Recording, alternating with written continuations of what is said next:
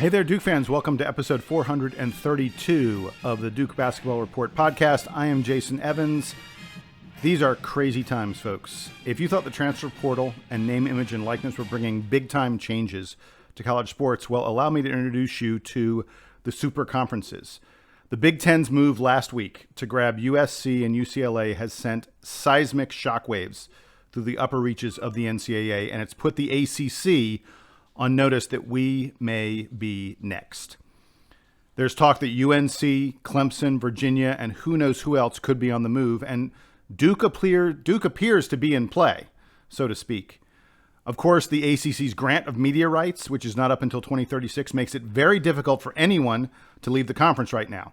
Look, we here at the DBR podcast have gotten tons of emails and messages from those of you who want us to talk about all this, and we're certainly going to very soon. But it feels like anything we say right now would be a little more than baseless speculation. I want to add that this stuff is not something where there are sources that can help you out very much. I mean, even if I had a direct line to John Shire or Mike Elko or Coach K, I wouldn't know very much about this because this is above even their pay grade. The usual folks who give us the lowdown on recruiting or how things are going in practice, they have no clue about what's happening with conference affiliation. These discussions involve school presidents, boards of trustees, and maybe athletic directors. It's just not something that we're privy to. Anyway, all that is a long way of saying we won't be discussing the elephant in the room on this edition of the DBR podcast. Instead, we're about to bring you an interview we conducted just a week or two ago with two really fun former Dukies, Ryan Kelly and his brother Sean Kelly. These are two guys who each have a national championship ring on their fingers from the 2010 and 2015 teams.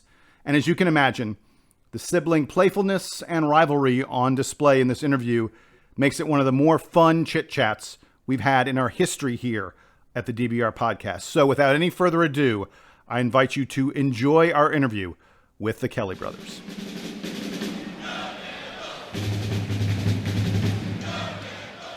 All right, Duke fans, we have a very special treat for you today. This is not the first time that we have talked to former members of the Brotherhood, former Duke men's basketball players. But today we are talking to a pair of brothers. Combined, I think they total over 13 feet of Duke basketball excellence and national championships. Of course, we are speaking with Ryan and Sean Kelly. Ryan, of course, graduated in 2013, Sean in 2015. Both members of national championship winning teams, Ryan in 2010, Sean in 2015. Sean was also a manager for the Duke men's basketball team for a few years before joining. Of course, Ryan Kelly, the owner of numerous great highlights for the Duke Blue Devils in his 4 years on campus. Kelly brothers, welcome to the Duke Basketball Report podcast. Thanks so much for being here. I appreciate it. Good to be here. Thanks for having us. Absolutely. And while you're answering, just if you could do us the favor of making sure we know who's who when you're answering the questions so that you're not stepping over each other, that would be great. I'm going to hand it over to Donald, who is going to get started. I think we're going to do the questions today in chronological order. So I think we're going to start with some questions from way back in high school times. Donald, why don't you take it away? Yeah, for sure. And we want to start just taking you back to high school, not too long ago. You guys are still young men in our eyes. So you attended Ravenscroft, which is kind of more focused on, or at least known more for academics than basketball. And Ryan, you were kind of a late bloomer on the circuit growing up in high school. So how was your experience different from that of your Duke classmates and other guys you've played in the ACC and the NBA? Well, first of all, I was very fortunate to go to a place like Ravenscroft because while it didn't have obviously it's a great academic school, to be able to play for Kevin Billerman, a former Duke player, a former Duke captain, pre-Coach K, who had been a college coach. So I got to be in a program that was, really awesome from a coaching perspective. And like you said, it was a lot about development for me, and something I've always prided in myself is getting a little bit better every year. That was how my Duke career went and how more people saw me, but that was kind of really how my high school, career went as well. And, I was always tall. I was this skinny kid, and I just kind of had to grow into my body. and that takes time. And nowadays, I think a lot of times it's like, you got to be ready to go right away. And my story was definitely a story, and my story continues to be a career of development, of getting a little better every year, getting a few percentage points better. And that's when I look back on it. I went from this scrawny little kid freshman year of high school to scrawny, a little bit older kid my senior year. You mentioned that Duke connection that you have with your coach being a part of the brotherhood.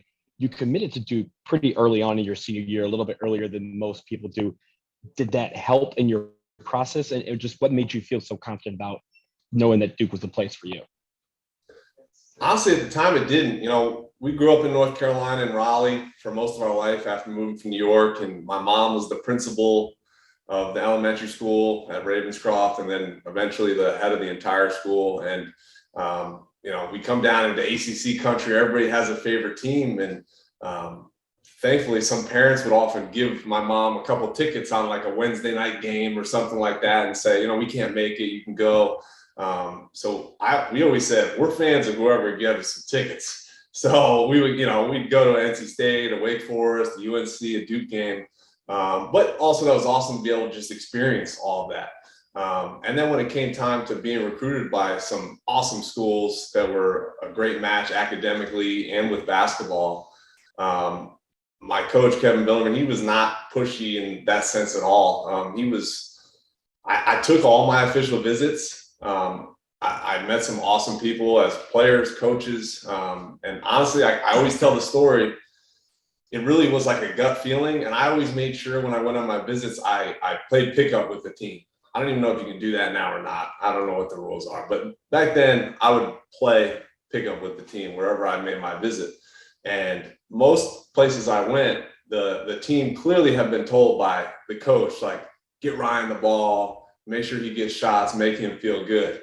And I went to Duke, and it was as if I was already on the roster and I was coming for somebody's spot, so they weren't going to let me have it. John and Nolan at one point got into a shoving match. I'm like, whoa, but I appreciated the competitiveness and the drive, and I felt camaraderie in that. And that was a big gut reason that I ended up going to Duke. Hey, wait, let me jump in really quick and ask, Ryan, when you came to Duke and you played in that pickup game where it was really intense, who was the guy who was like the most crazy of anybody out there? Well, the thing I remember the most is John and Nolan were on opposite teams, and on a game point, one of those, this is a foul, not a foul things. And my parents were sitting there watching, and they're like, they're best of buddies, but they're like, yelling at each other. And, no, that's not a foul. And I'm this, high school kid, and I'm like, whoa, this is another world. But I clearly remember that stuck with me for sure. And real quick, you mentioned that you guys were fans of whoever tickets you had at the moment, right? You got to experience that living in Tobacco Road. Did that add a little bit to maybe the pressure of going to Duke, or at least choosing Duke?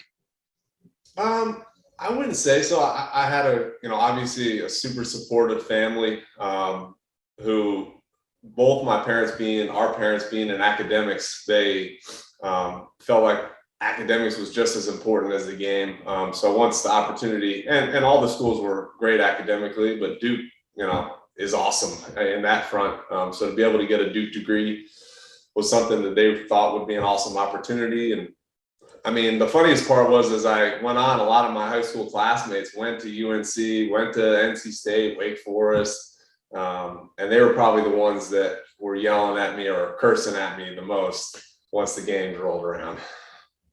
So I want to talk a little bit about Sean as well. Sean was not, if I'm reading correctly, Sean was not on the basketball team in high school, but played a lot of baseball. Presumably, given that you did eventually walk on to the Duke basketball team, which is no joke of an accomplishment in and of itself, did you guys get to play pickup against each other at all in high school? I figure that Ryan had a bit of a size advantage, but that the competition might have been fierce nonetheless. Yeah, we did. We did some open gyms. I was very non-committal in high school to really anything. And so I flip-flop between identifying as just a baseball player and also a basketball player. At that point, the program was good enough that if you weren't all in, you weren't going to make the team. And so I was at, in fact, this is a fun story. I was at pickup one time with Ryan, and I can't exactly remember the sequence, but I was in the post and he was on the wing, and there were some college coaches there. And you fed me in the post, and I think I kicked it back out, and he hit a three.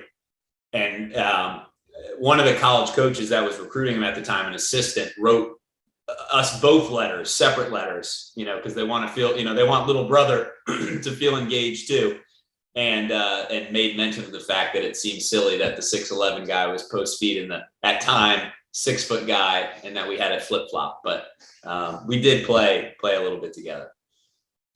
To add to that story, we grew up our whole life playing 2-on-2 with two of our best friends. Actually, my high school coach's two sons, Kevin Billerman's two sons, who are two of our best friends. Literally our whole life, going to the gym, playing 2-on-2 to 100 full court, which often ended in a wrestling match. But yeah, we played a lot of basketball together. Yeah, 2-on-2 full court to 100 sounds like it should end in everybody falling over dead at the end of the game. You'd be surprised. That was every manager pickup basketball game for 3 years for me. We're going to come back and talk about the Duke managers in a minute. I want to pivot now to talk about both of your times at Duke, but I guess we'll start with Ryan since he was there before Sean was. I don't remember how much this was a discussion point during your freshman season, Ryan, but I know that in subsequent years, there was a lot of conversation about the possibility of you having redshirted in your freshman season.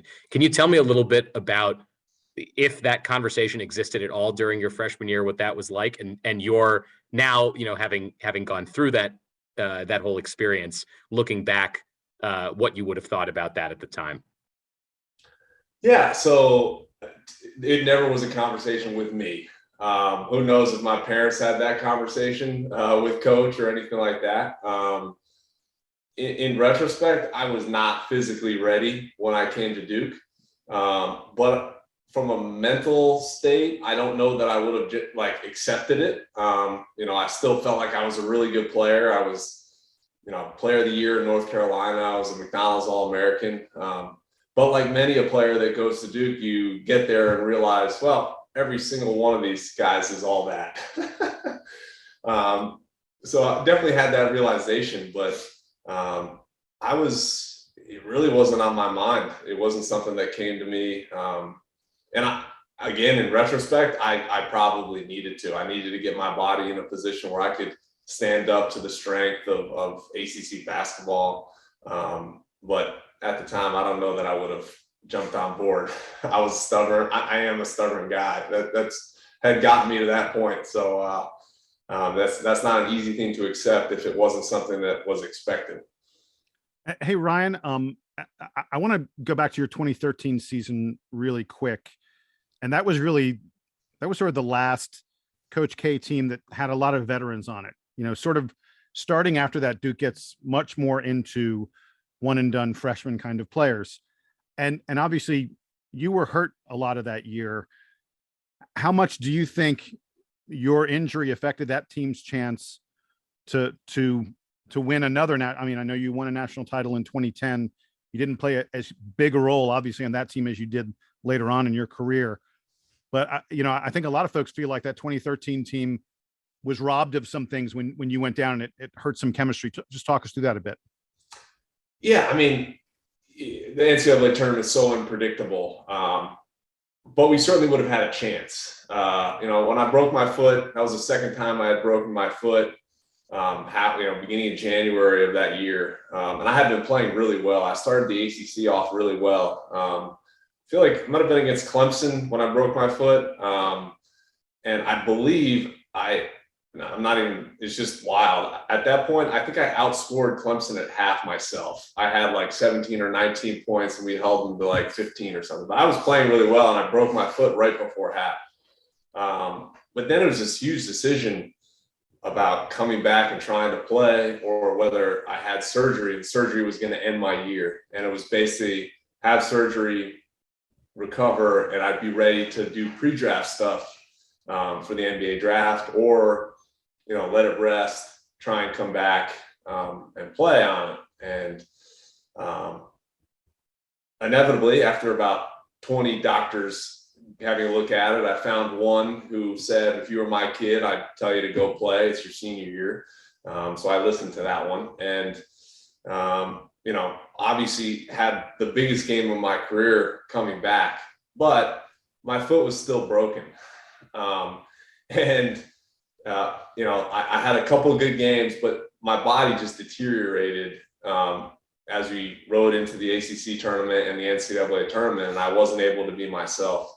I was a pretty important part of what we did in terms of the spacing for Mason, for Seth. I kind of played a bit of a point forward with our offense and commanded our defense a little bit. And with that injury, I was just not able. I don't like to admit this, but I'm not the most athletic guy out there on the court. And when my foot was broken and I was having a cast inside of my shoe, I really couldn't move to the level that was needed at that point. And, so to answer your question, sure, we absolutely would have had a chance. And to be honest, we had a chance even being hurt. But what are you going to do? That's part of life. You get hurt. It's part of the game. I've spent my whole season this season I was hurt. So that's just part of basketball. So they say that, a setback leads to an epic comeback. And for you, that Miami game was your epic comeback. I know we all talk about it as the Ryan Kelly game. Is that your favorite, or at least your will you call your shining moment in your regular season career, Duke? Yeah, I mean, that's the most memorable for sure. That was literally. Wait. Do you remember how many points you scored? I believe 36, right? You got it. Yep. 36. And texted me after the game that he was mad he didn't get 40.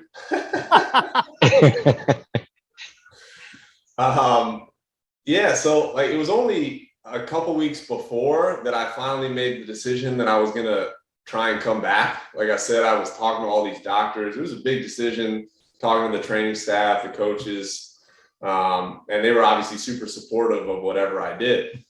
Because my foot was broken.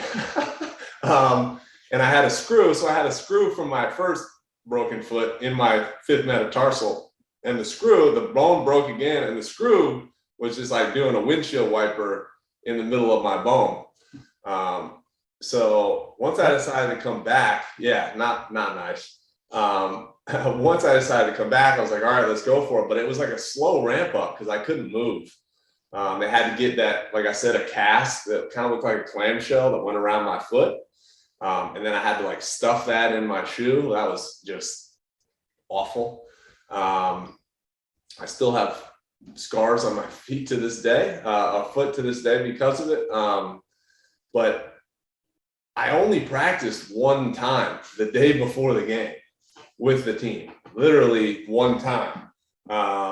And Coach, it was like a day before the game practice, so it was light. And Coach was like, well, you look good. You want to play? And I was like, well, there's only a few games left, so let's go for it. And I this is no lie, I didn't think I was really going to play. I thought it was like, all right, we'll get Ryan back out there. He'll be on the bench, in uniform. And so I called my parents. I was like, I'm going to dress out, but, probably not. I don't know that I'm going to play, maybe a few seconds, but I'll be out there. And then I went through warm-ups the next day. My parents decided to come at the last second. They had been in and out of coming, and then they were like, we'll go, it'd be cool to see him back out there again. And right before the game, right before we were doing the huddle, he goes, all right, Ryan, you're going to start. And I was like, oh, okay, here we go. Still at this moment, I'm like, okay, this is one of those, go out there and start. We'll pull you right away. You just go out there and motivate us, because we had gotten beaten up pretty bad at Miami, and they were a very good team. And actually, I think individually, my coolest moment as a player was when I got for my career at Duke was when I got announced for the starting lineup, and the reception I got from the crowd, that gives me, Coach K would say, that gives me chills. It does give me chills, just thinking about that. And then we got back to the huddle, and Coach drew up a play just for me to get a shot. It was first play, draw for me. It was a back screen, pop to the kind of high wing, and worked perfectly. I popped out, shot it, and missed. And I was like, oh, well, I guess I'm coming out. You did not miss much in that game, though. I didn't miss much after that. So, yeah, I think the one time I ended up coming out, if I remember correctly, the only reason I actually asked to be subbed out because the cast in my shoe was just tearing up my foot. So I was having the old bloody sock game. Like, I had to come out to get new socks because my shoe was filling up with blood. It was just tearing up the inside of my foot. And I think that's the only time I came out of the game. So yeah, that was a pretty cool, obviously, memory to have. And my son now, he's old enough that he loves, sorry, I'm going for a while, but my son now is old enough that he loves basketball. He's at basketball camp this week, actually, and at Ravenscroft, but he loves watching the video that Duke put out where I'm coming back from my injury and like on YouTube or whatever. He loves seeing that now. So that's pretty cool to be able to show him that story and have that history. You hitting that shot, that 3-pointer, then turning to the bench and yelling, "I still got it." Like, that's Duke lore right there. Like, everyone remembers what that felt like. And if you were at the game, you just remember, oh, well, we're about to win this one. This is a wrap. Like, you kind of felt like nothing was going wrong that night. And that Miami team was really good. They were top 5 in the country. They were really good. They only had 2 ACC losses. That was one of them. Yeah, they were number 2 in the country, I believe, when we played on like ESPN Bowl or something. And I honestly think I was yelling that probably at myself more than anything else. I don't think I was trying to convince anybody but myself that I still had it. I think that's probably what it is, and the trying to keep the pain out of my mind. All right, can we, now that we've gotten through all the gruesome details of the injury and the recovery, can we bring Sean into the conversation? I want to know. I guess we're going back in the timeline pre-2013. Sean, how did you decide to follow Ryan to Duke? What was that process like? Because as someone who also has an older brother, there was nothing that seemed less appealing to me than going to college with my brother. Yeah. Well, we were always close in high school. We each kind of had our own thing. And so it never felt like I didn't have space to be myself in high school. So that wasn't a huge concern for me. What I was navigating was trying to decide between trying to play Division III baseball, trying to go to like a state school, like an NC State or a Carolina, just for financial reasons, just as much as academic. Or I also applied to the Coast Guard Academy with, I had seen the movie The Guardian. I don't know if you've seen it with Ashton Kutcher, but I was dead set on being Ashton Kutcher. And so I went and visited Coast Guard Academy in New London, Connecticut, met with their baseball coach. The first thing he asked me was, "Did you watch The Guardian?" I said, "As a matter of fact, I did." And he said, "Well, just so you know, the people that graduate from here fly the helicopters. They don't jump out of them." And so that was a little reality check. But I applied to Duke a little bit at the last minute. Their director of admissions spoke at our school, like on a tour of local schools. I had a chance to just say a quick hello, and he said, "Are you applying?" And I said, "I'm kind of looking more at," I think I looked at NC State, Elon, had applied to a little school called Belmont Abbey with some baseball hopes. And he said, kind of encouraged me to at least think about applying. So I was a strong student, but not probably the top of the class. And so I was really, really well-rounded. I was president of multiple clubs, community service, captain of teams and things. And so I applied early decision, which at Duke is binding. So if you're accepted, you're accepting your enrollment. And so I did that very much so that I could just know that I did or didn't get in. It was clearly the best academic option. So it was more just about, well, if I'm disappointed, I just want to know. I don't want to wait until March to be let down. And So I applied and ended up getting in. It was a very stressful day, and got the news in our home office. Our family still has the home office, and my parents were there. You were not. You were at Duke, and then we went to Duke, and Ryan took us out to the WA Duke back when you could spend food points at the WA, and so we got treated to a nice dinner. And how did you decide then to be sitting on the bench grabbing all of Ryan's dirty towels for 3 years? Well, actually, he suggested that I don't. I had a roommate. His name was Ian McKiernan. He was also a manager, and we roomed together because we had a mutual interest in playing pickup basketball every day. And so we found each other, in the Facebook group, roomed up, and we were playing pickup in Brody, which is freshman campus gym. And there was flyers. That's where they'd recruit for managers. And so we saw this flyer and talked about it. And we both worked in the basketball office as interns. That was our work study. I don't know if they still do that, but they had students that their work study could be, answer phones, file, those kind of things. And so he said he was going to go for it. I called Ryan, and he wasn't saying don't do it because of me, but he was just saying, you better know what the job really entails, because if you think it's just you get to sit on the bench with a stat sheet, that's not what it is. It's more hours. You're there early, you stay late, you're loading up the plane, you're making Gatorade, you're cutting film. And so he said, if you're going to do it, know what it is. And so I did anyway. And it's a full, we shirt and tie interview in the basketball office, sitting across the table from all the other managers that are returning and the director of ops. It was my first real job interview experience. And so I met with a couple of the younger managers before that, just to see, are these people that I could see myself spending as many hours as is required. And we hit it off, and so applied and got it. And there were ups and downs during it. I can tell you that the interview to be the Duke mascot, at least as of like 15 years ago, was much less involved than the process that you just described. So I think you went for the harder job. In that role, I think we have one burning question that many Duke fans need the answer to. At halftime, before the games, or during the games, right at the beginning of halftime, the managers all run extremely quickly back to the locker room across the court.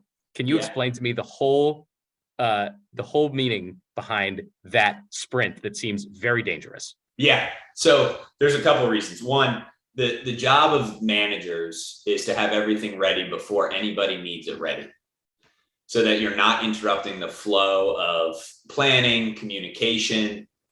So when the team gets in at halftime, there's talking, there's conversation, guys are saying we're good, talking about little things. And so the whole point of the run, well, there's two, is one, to get in there and beat all of that. So that if someone goes, can you toss me a Gatorade? Can you grab, the bubble in my shoe popped? Can you get my extra shoes? Whatever it is, you're already there. But the other sort of logistical piece is that every door in Cameron is coded. You can't just walk into any door in Cameron. And so to hold the door so that the players are not held up at the door, imagine you're just down 3 on a buzzer beater at half, and you're trying to put the code in and you're putting it in wrong. So we're trying to avoid that as well. So the idea is get there first, open it all up. And also, once that gap in that corner of Cameron is closed with fans and media, it's awfully hard to get through. And so the whole idea is just get there first. Got it. All right. Wait. Hold on. Yes. I have to ask, did anyone ever did any of the managers ever collide with anybody? Because it looks like it's something at a Top Gun. They are moving so fast. It's come close. I don't recall anyone in my time doing it, but it's gotten close. Because at this time, when I was a manager, it's since changed. We wore dress shoes. So they've switched to black Nike sneakers. But when we were there, we had these dress shoes. So imagine you're trying to sprint across a gym floor in loafers. Oh my God. In loafers that scuff the floor when you're wiping the sweat. It was a recipe for disaster. Luckily, I don't think it ever struck.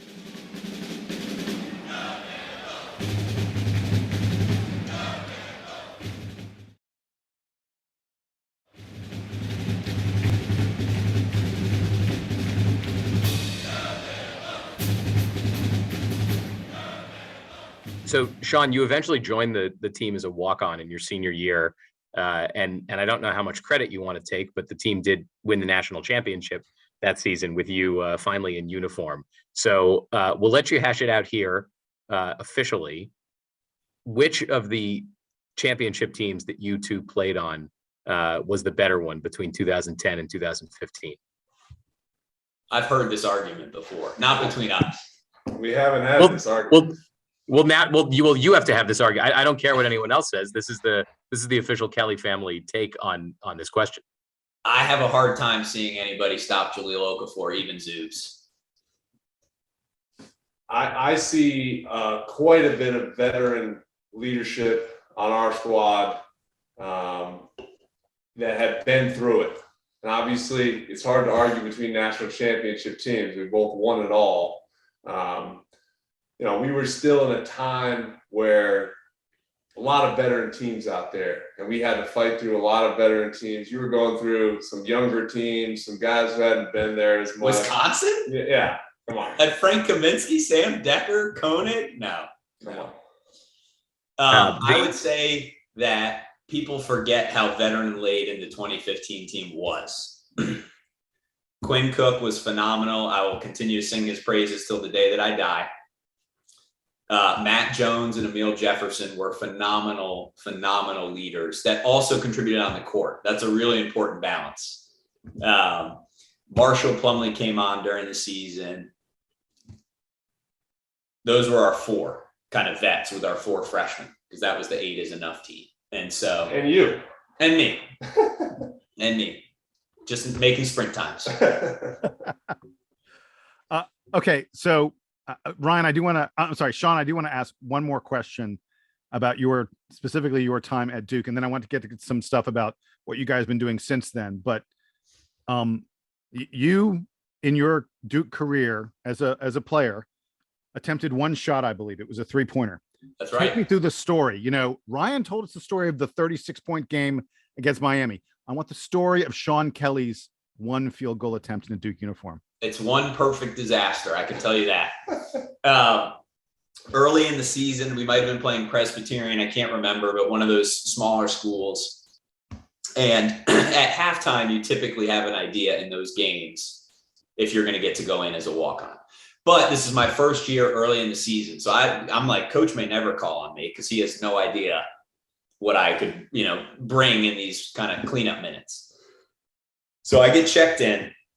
Or first at halftime, I normally don't warm up, just pass, help everybody get ready. But it's clear we're going to win handily. So I throw up a couple shots and I'm missing short on every shot.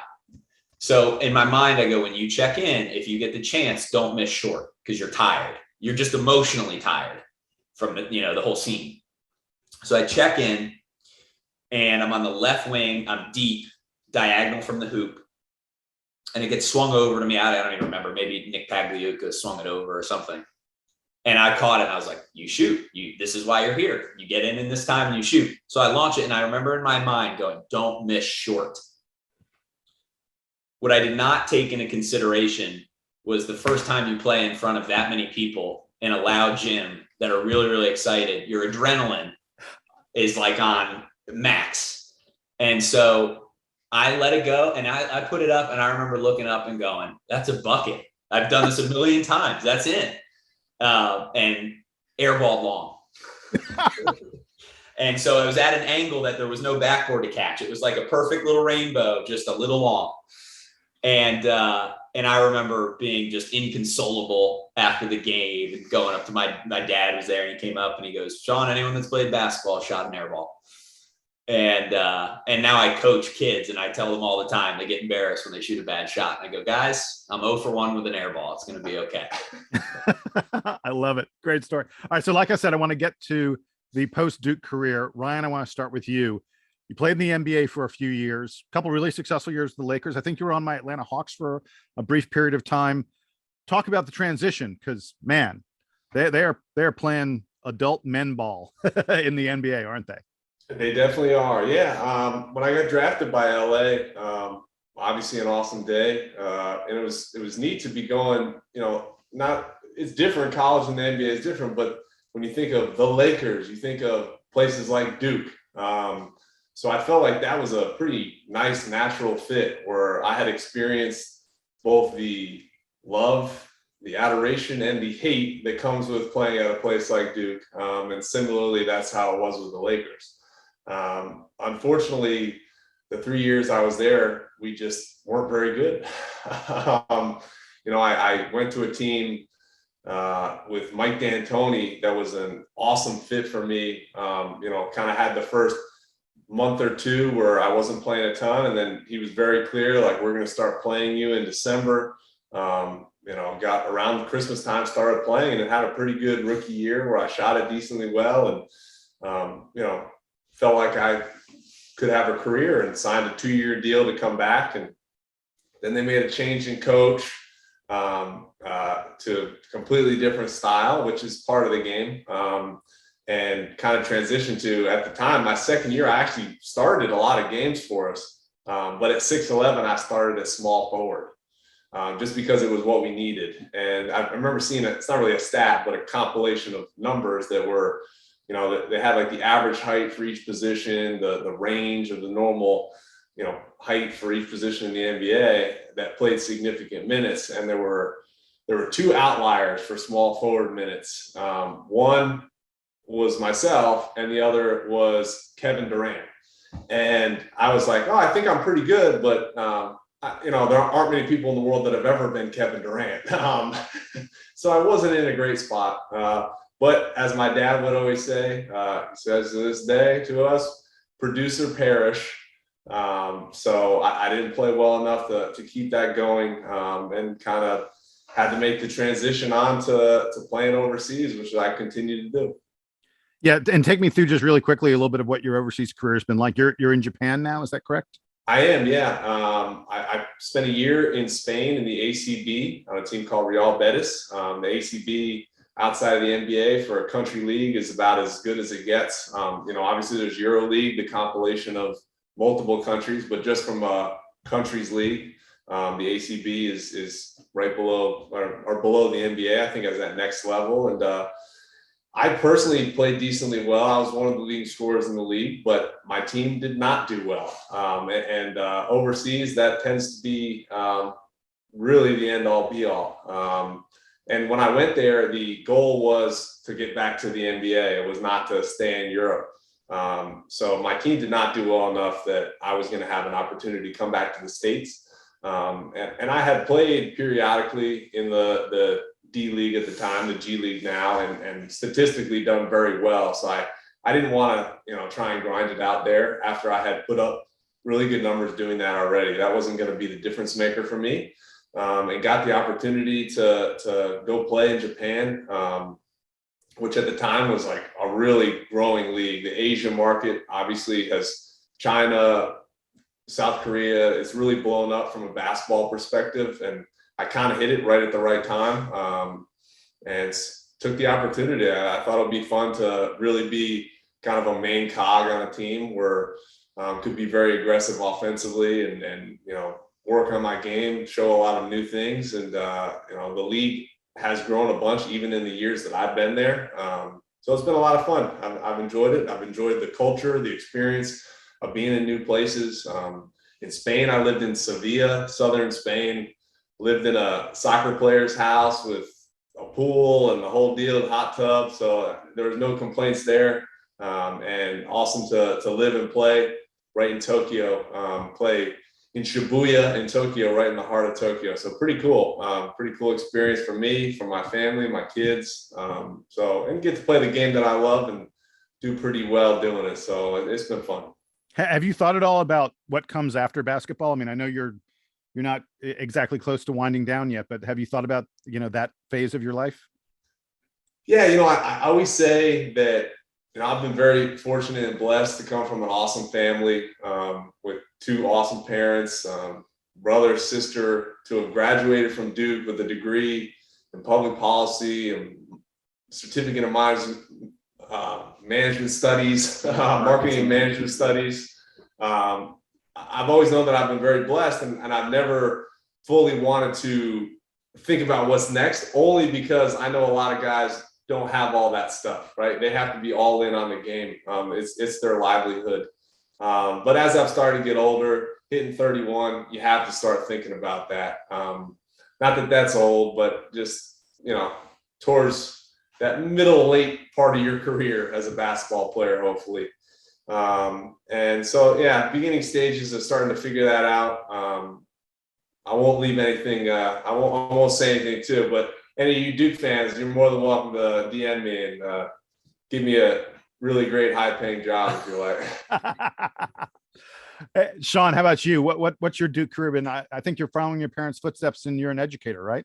That's right. The first thing I did out of college was went to a place called Creative Artists Agency out in Los Angeles. I did the mailroom grind and worked for their head of baseball for just under a year. Yeah, they're huge. They're like one of the biggest agencies out there. Yeah. Yeah. And I got that experience. I loved it. Also, I had aspirations of being Ari Gold from Entourage. And then when I went and lived it, I realized that it maybe wasn't totally aligned with my family goals. And so I jumped over into education. I worked at a school in Santa Monica for 2 years, came back to Durham, worked in a startup with another Duke founder, a 4-time All-American field hockey player. She still runs her company in Durham. And then jumped over to a place here in Raleigh for 3 years. And actually today was my first day back at Ravenscroft. So it's come full circle. I'm wrapping up a master's degree right now up at Penn in educational leadership and kind of fully all in on education. And guys, before we wrap up with our traditional Coach K story question that we ask of all the former players that come on, I did want to know, just for both of you, which guys who you played with at Duke are you sort of still in touch with, whether that's in pickup games or just sort of keeping up with their post-basketball careers?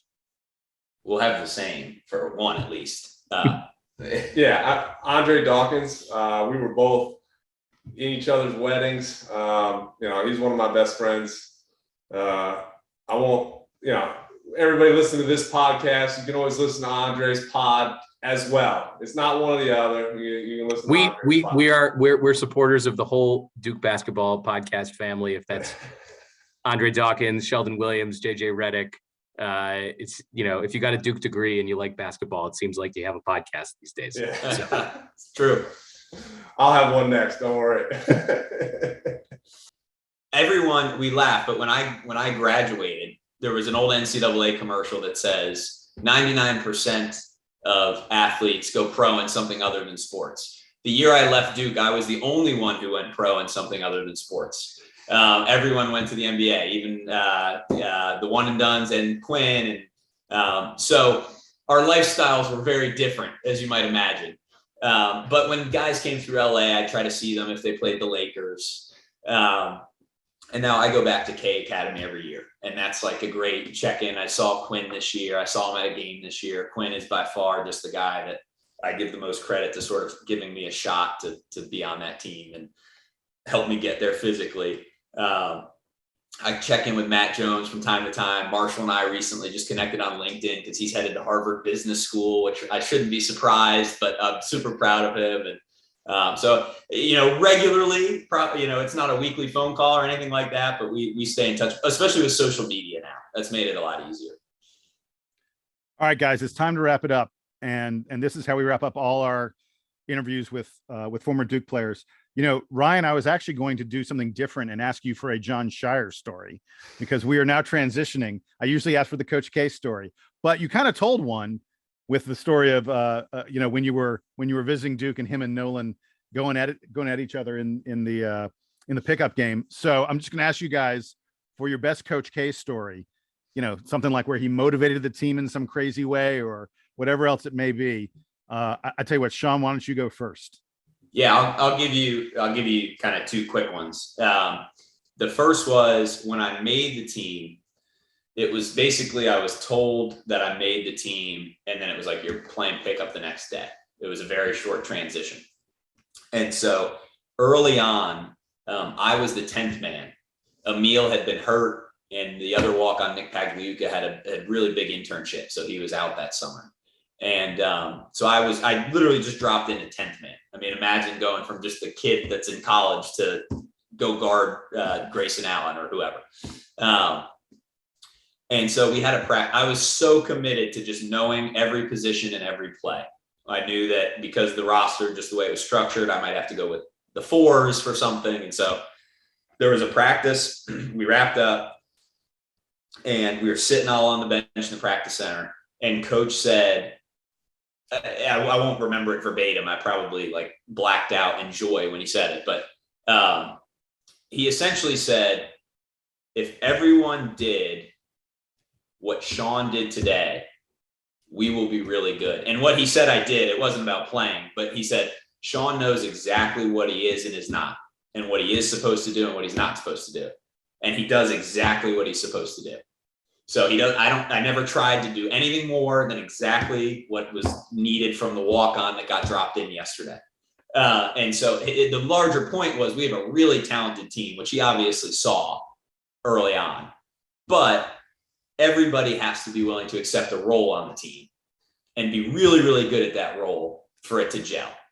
The other one, when he was a senior and graduating, you guys might be familiar with the ACC barnstorming. I'm not sure if that's still happening, but you play local pickup games against the local high school kids. I played for Ravenscroft's team that year against the Barnstormers. And at halftime, we did a 3-point shootout. It was a silly, quick little thing.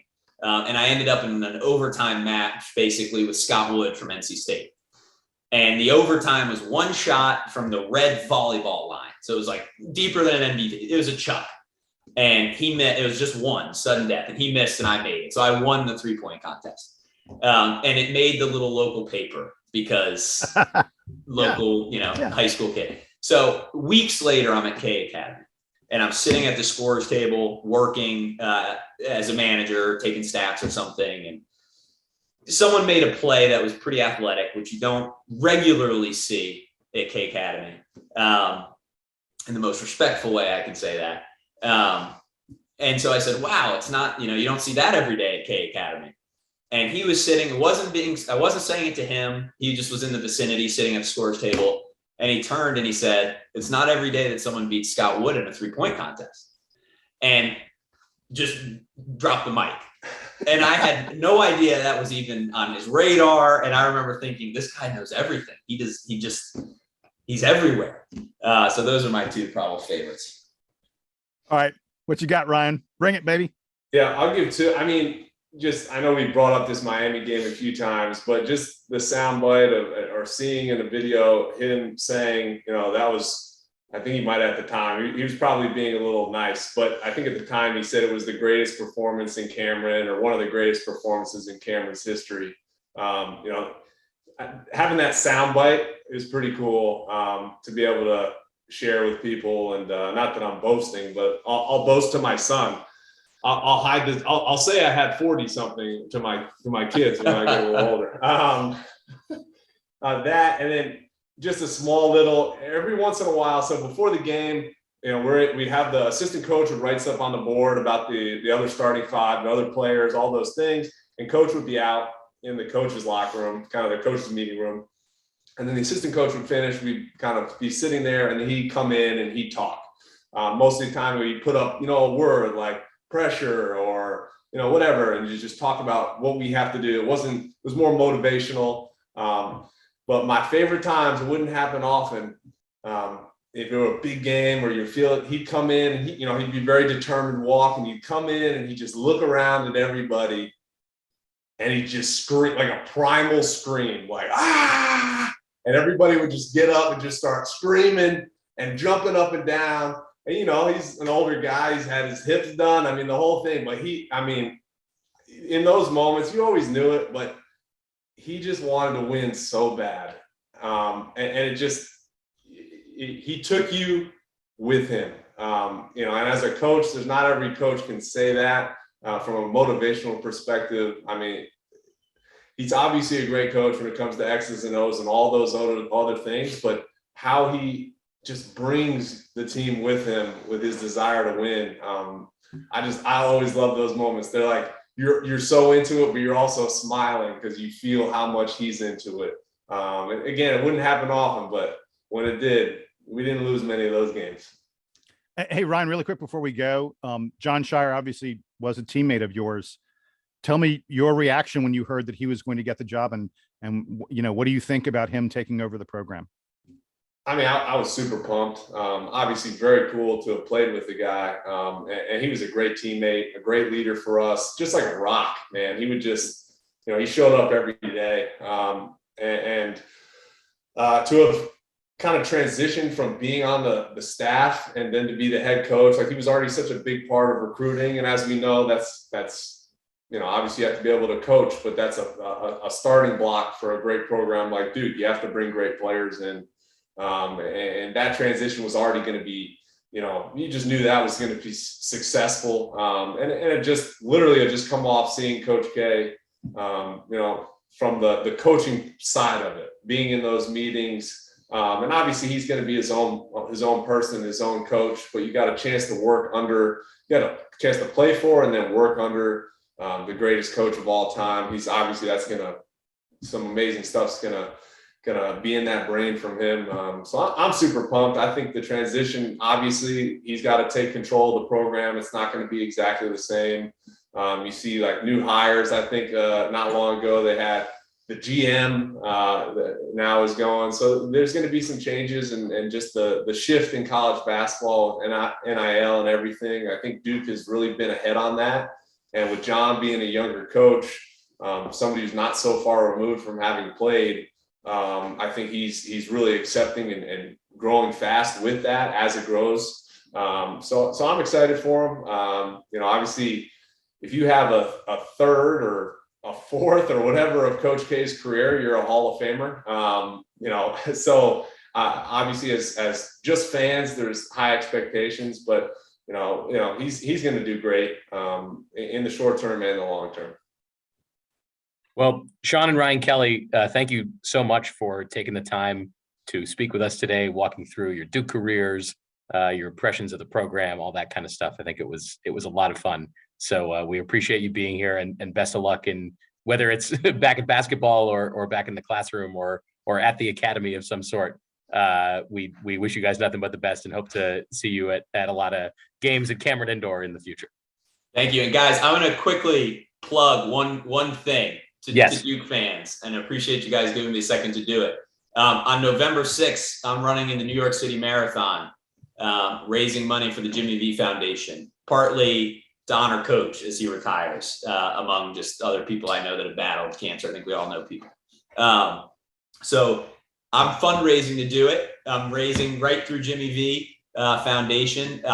People can just find me on social media. I don't think I'm particularly hard to find out, but I'd love to see some Duke fans rally around that, especially given Coach's relationship with Jimmy V at that time. Would absolutely appreciate seeing some support there. So thank you guys for considering that.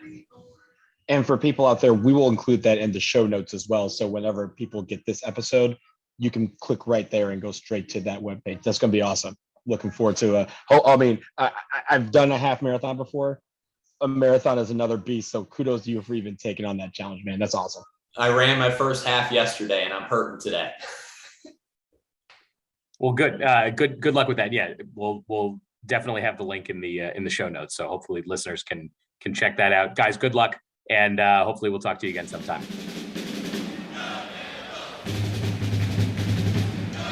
Okay, that's going to do it for episode 432 of the DBR podcast. We'll be back very soon to talk more about everything happening in Duke sports. By the way, we want your emails. Send us questions, comments, all that jazz, and maybe we will read it on the show. dbrpodcast@gmail.com. That's how you reach us. For Donald and Sam, I am Jason Evans, and now it is time for the Duke Band to play us out and take us home.